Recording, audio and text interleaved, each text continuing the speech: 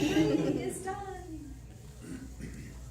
I didn't know if Reed was ad-libbing when he was reading your introduction, because I was listening for specifically the title of your speech.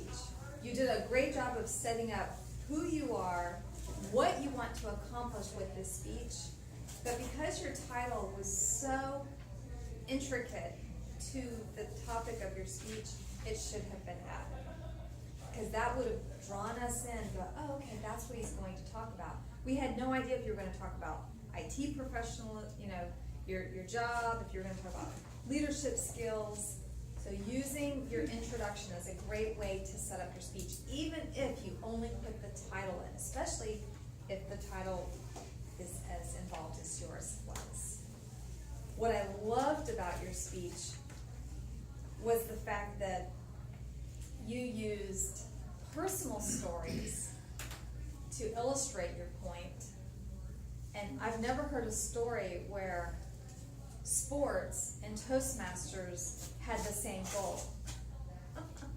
So that was very, very well done.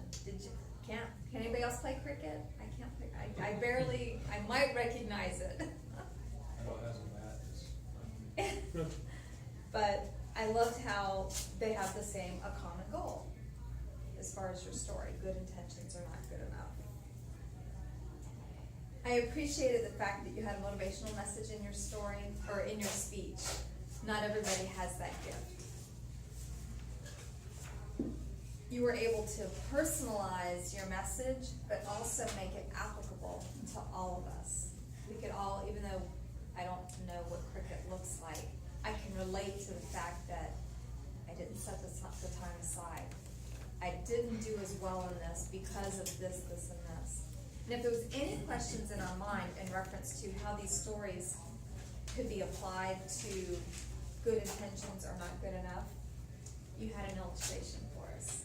Very well done. I appreciate the fact that it was prepared ahead of time. It was put up ahead of time, secured ahead of time. Now that you see it in the room, do you see maybe the color, maybe the font might be a little small? This was your first time doing, which was ahead of schedule. It was your first time doing any type of prop. So it's important to have nice big letters, bigger than what you would normally think they need to be, because Rosa in the back needs to see them. And the only one, and I was up front, and the only one I had a little trouble reading was this, just because it didn't have enough contrast. But that's where you learn. This is a great place to learn. One of the things about your speaking style is you are very relaxed. If you were nervous, you couldn't tell. And I'm sorry, I tend to do it too, but you were sort of not wringing your hands, but your hand gestures were here. Always here. Being relaxed with your hands is one of the hardest things to do. I still get caught up. This is my home base. I have to, when you see me do this in a speech, I've told myself, put your hands down. Ganesan, thank you for taking that leap of faith. Thank you for doing speech number 3, and I'm looking forward to number 4. Mr. Dettlaff.